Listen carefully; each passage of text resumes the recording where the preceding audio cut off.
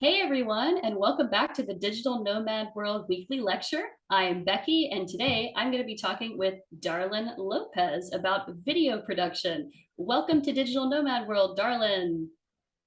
Hello. Nice to Hi. thank you for having me actually. Yes, thank you for joining us. I'm really interested to hear about video production as a job as a digital nomad because I have to say you're the first person, the first nomad I've met with this kind of work. So I'm excited to dive in. Yeah, yeah. I've heard that many times. Yeah. So first things first, Darlin, I would like to know about your background and how you became a digital nomad. Um, it was just pure chance really. My background was in business development, specifically for international companies. And we came to a very small town in Bulgaria about 3.5 years ago. Just because the person I was with wanted to change the tax residency. And they said that co-working Bansko was doing, everything.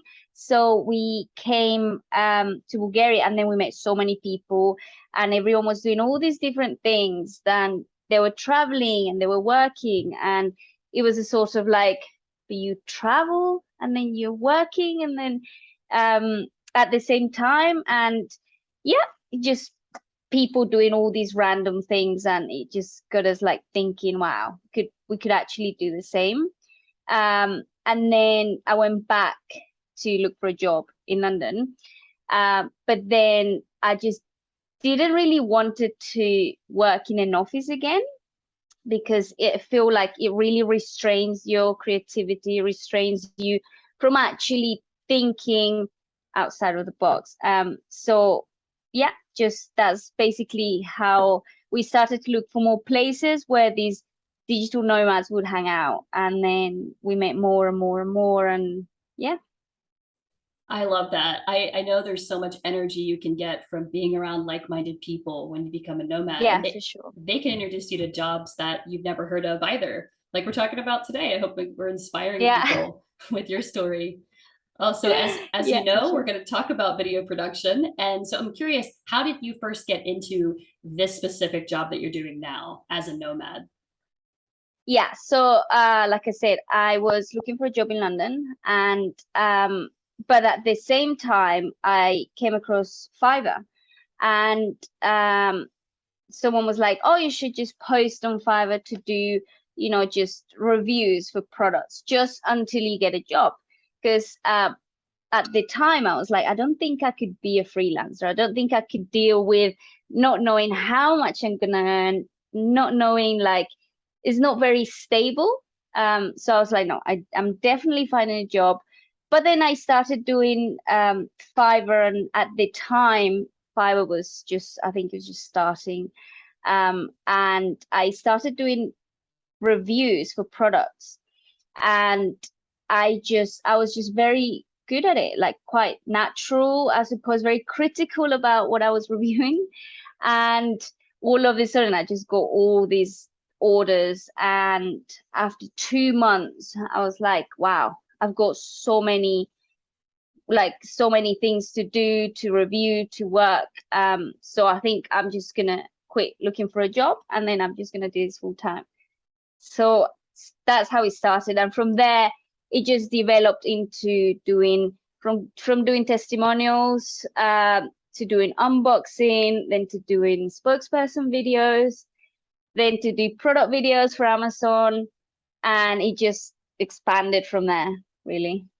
Wow. So of those different types of videos you just mentioned, is there one that you're focusing on now, or is how are the different pay rates generally for those different types of videos? So it depends. Like, I used to do a lot of Facebook ads. I don't do them anymore. Facebook became very strict with how you create a content, how you um, basically how you advertise. So at the moment, I'm actually doing spokesperson videos, which usually are for companies that want to deliver a message.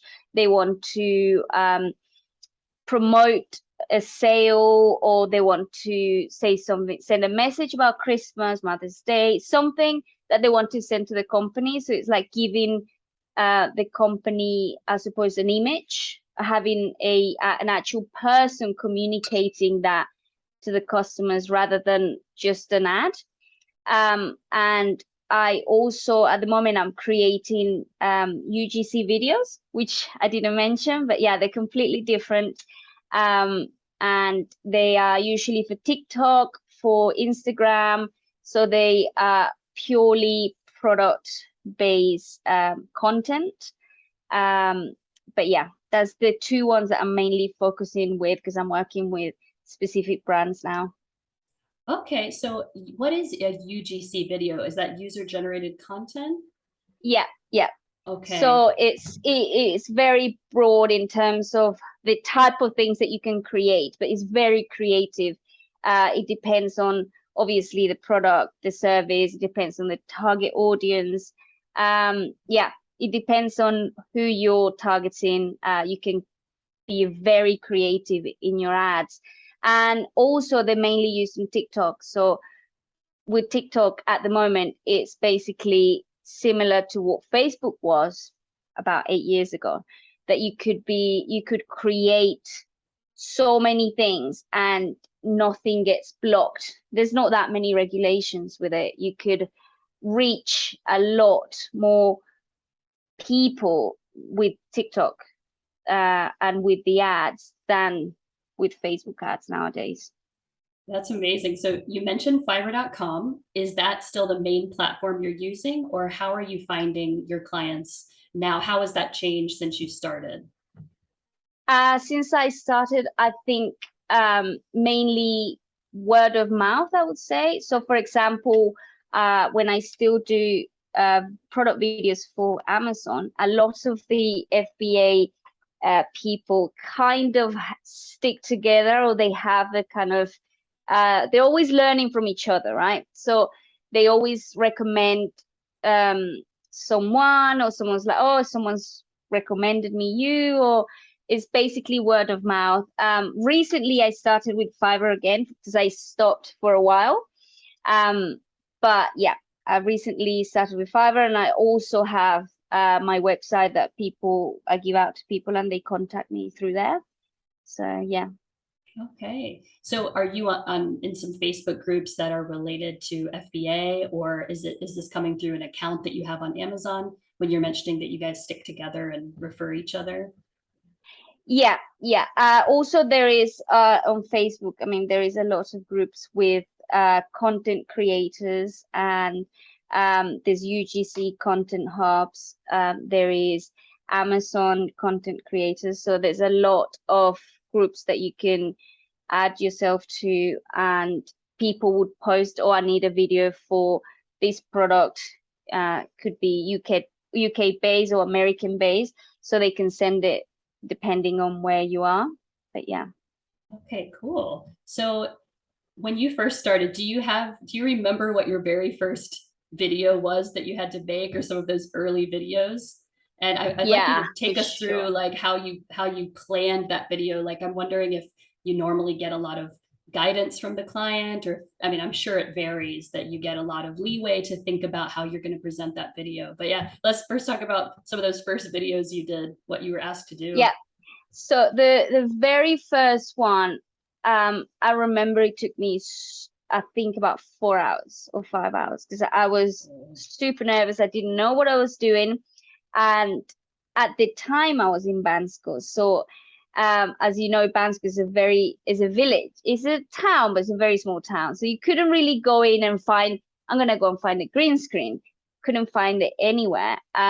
So I remember we went to this library, the only like library in town, and bought this like green paper, and then just glue all this paper onto the wall of the apartment.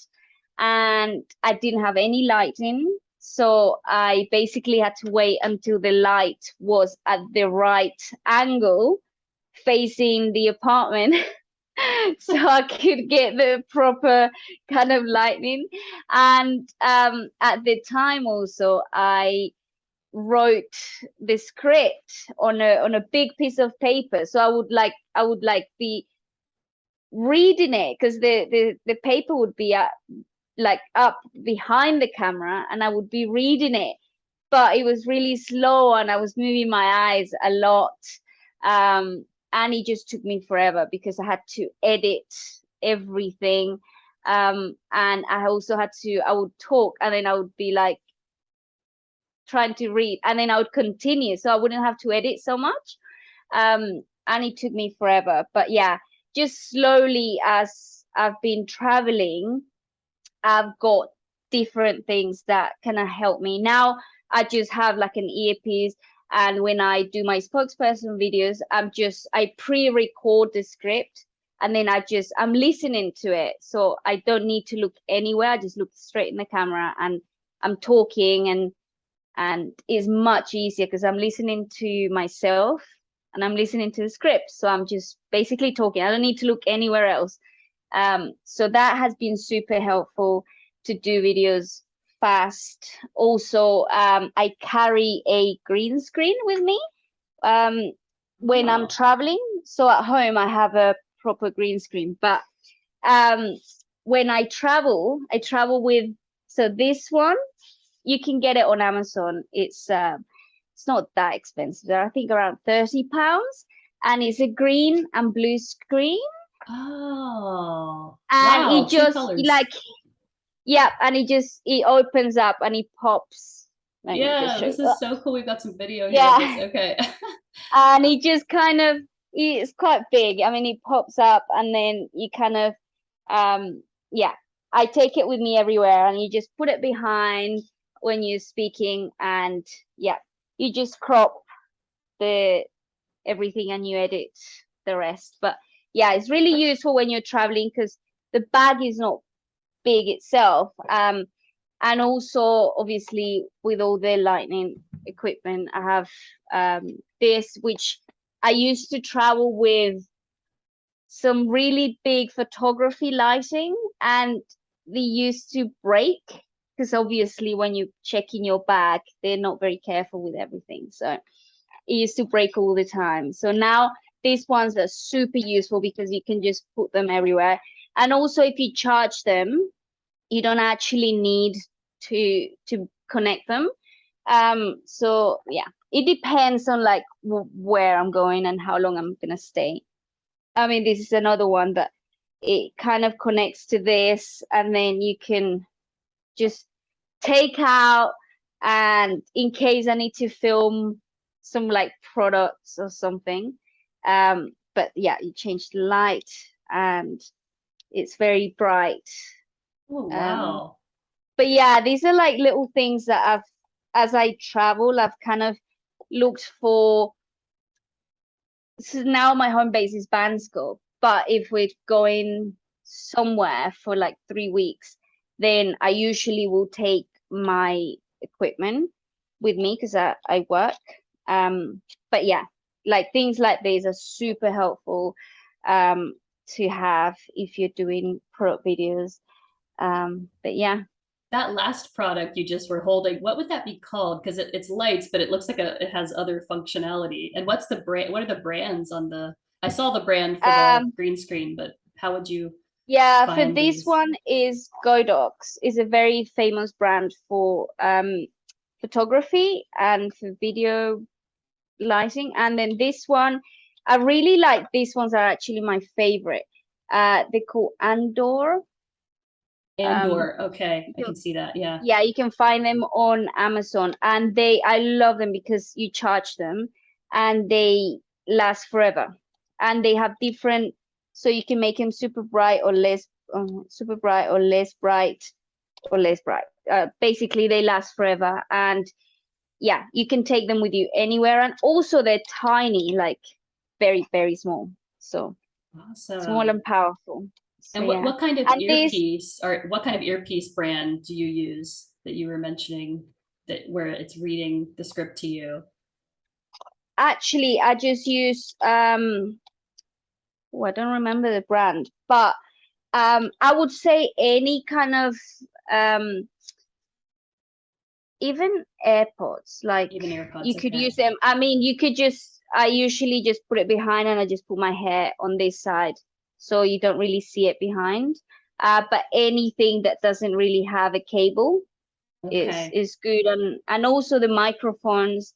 Um, I'll just show you because I actually have one that I really like that I've used for a while, and is this one. It's called Okay. Power the Wise. Power device.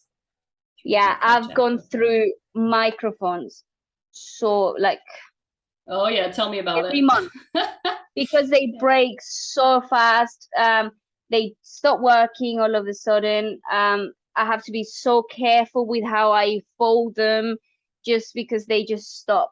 But these ones, I've actually had them like this is a spare one just in case, but a year and a half, and I've dropped it. I've literally like forgot that I was wearing it, and I just kind of yanked the microphone, and it still works. So it's been actually the best brand that I've found that has worked, and it doesn't break at all. So this one I would highly recommend, actually. Yeah. Thank you for that. And how about the camera? What camera are you loving right now? Are you just using your phone Um, or it depends. So for example, for the product videos, yeah, for sure, I use my Canon. But for a lot of the UGC videos, it's the phone for sure. And that is because, I mean, it depends on what audience you're targeting. But if you're targeting Generation Z, which is people from 17 to 25, the ads basically shouldn't look like ads. They want like the latest trends in terms of music, in terms of fonts, like original TikTok fonts. They want fast transitions, like 3 seconds per kind of message. It has to be fast. It has to be. It's very different. So usually also you use your front camera, or you kind of you make it very natural, as if you're just the customer. Yeah, they can't look like ads.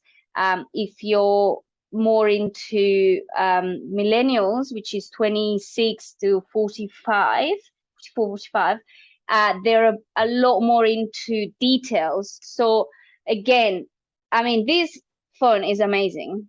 Like the camera, sometimes I film with the camera and I film with this, and it looks very similar.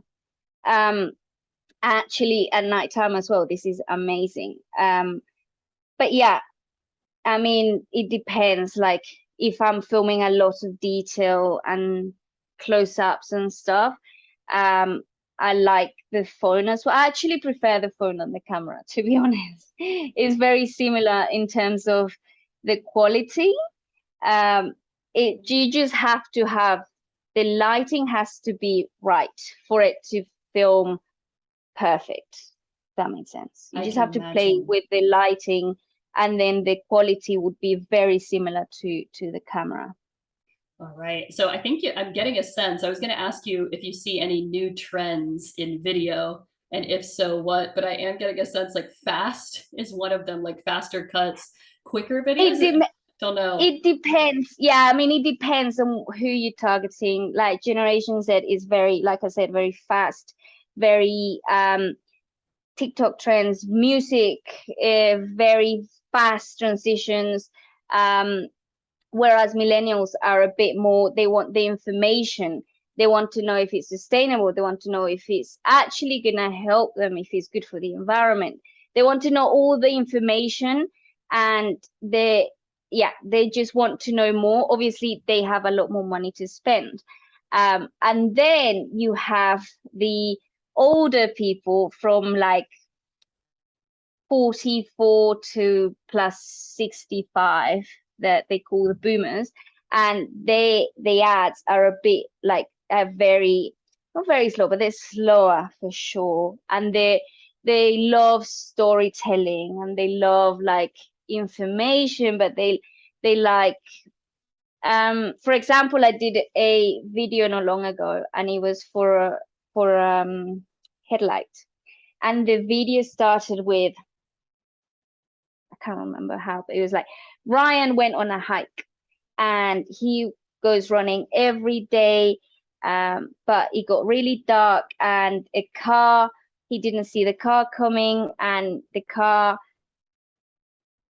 crushed him wherever. He was in hospital for 6 weeks. He came out, then he realizes that he needed to have a light, a headlamp, blah blah blah. So it went on. The story went on about this guy, how he needed the lamp, and at the end, for 4 minutes, it didn't look like an ad at all. It was just like an infographic thing of what happened to this guy. And at the end, they actually said, and he used this and this lamp, and then it came with all the advantages of using the lamp. This lamp, it goes up to 25 meters. You can see it's waterproof. It helps with this, with that. So that was for an older audience. So it went on 4 minutes talking about a random story about someone going for a run and having an accident. And then right at the end, the last minute was just about the product. So yeah, it depends on the trend. So yeah, at the moment it's fast and everything, but also it depends on the audience that you're targeting. Wow, it sounds like there is a really wide range of what you're doing as It well. is, yeah, it's very Yeah. wide.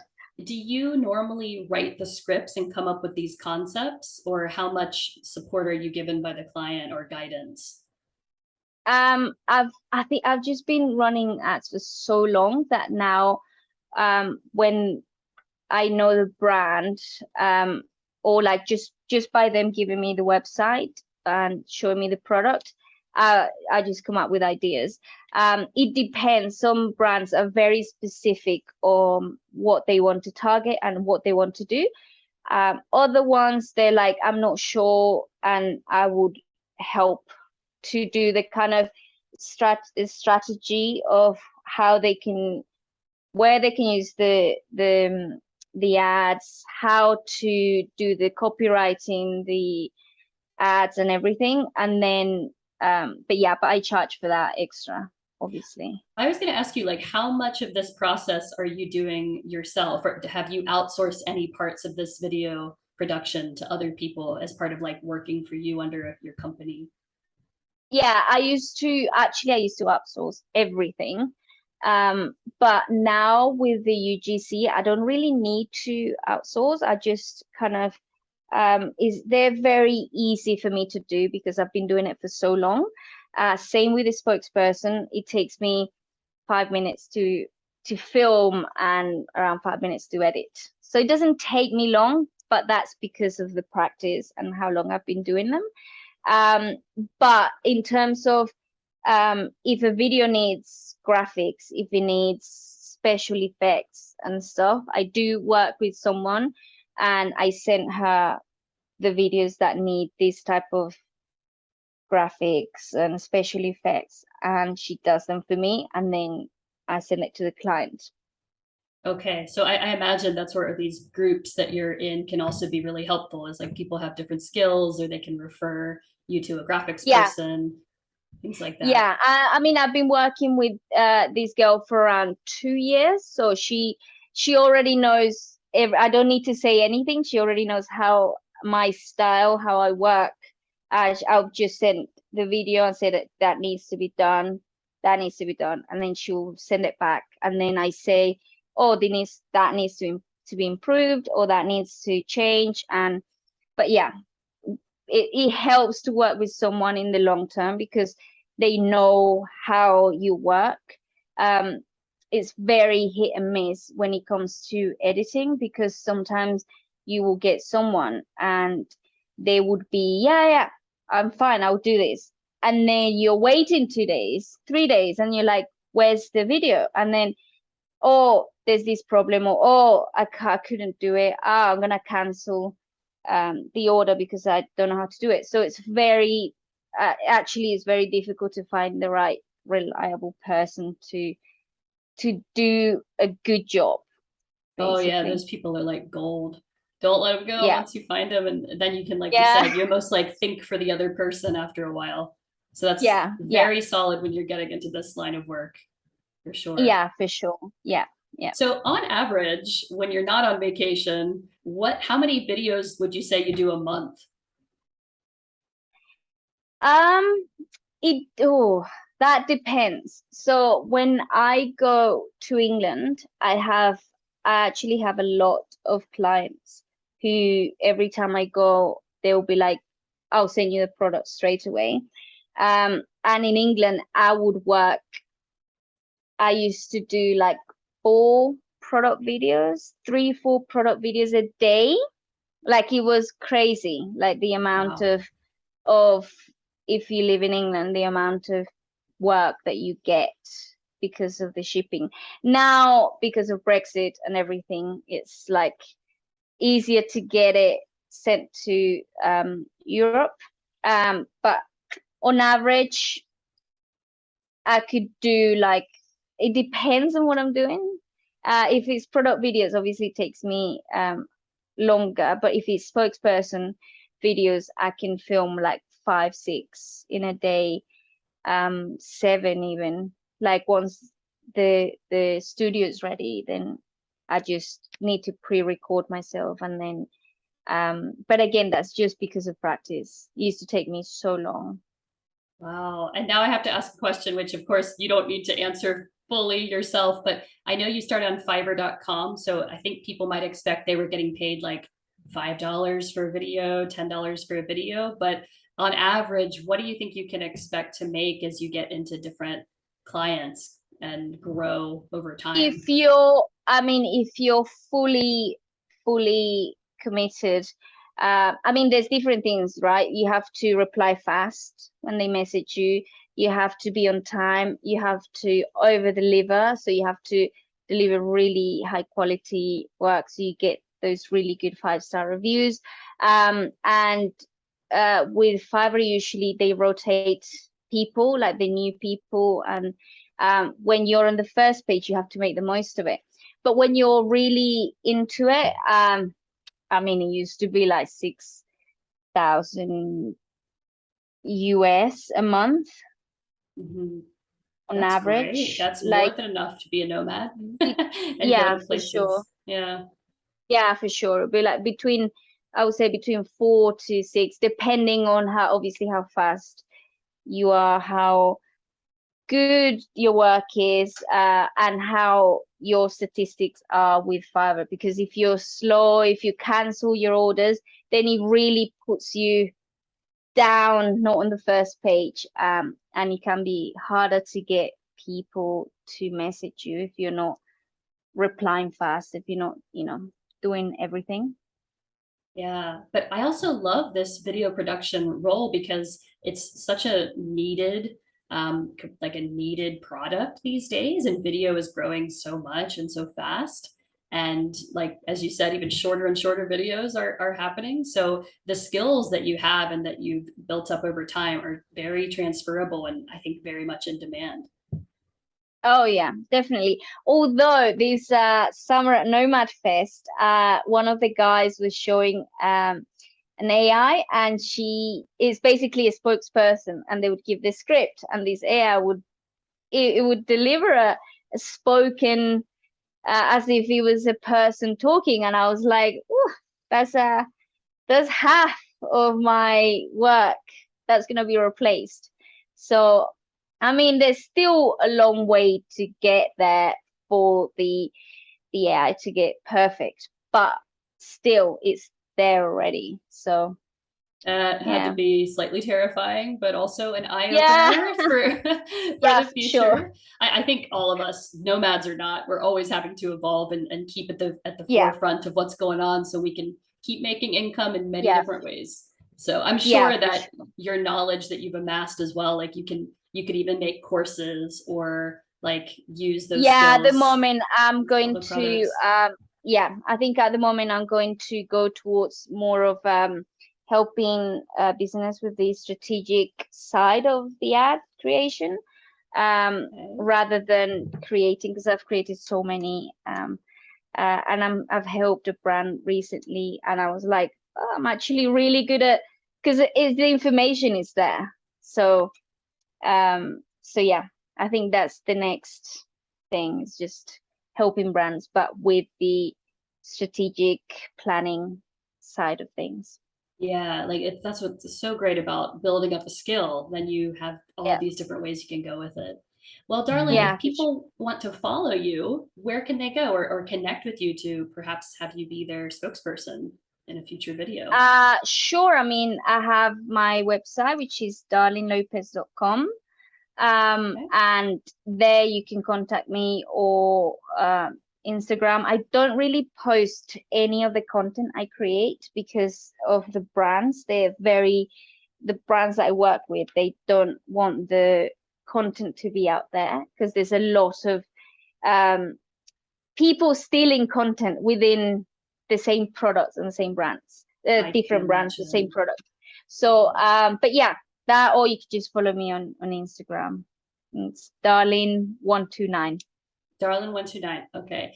Darlin, thank you so much. This was a really illuminating conversation about video production. And it's like, oh, I'm interested. I feel like I want to try it, But thank you also for sharing that equipment because as a nomad, you're going to need to have maybe a second suitcase.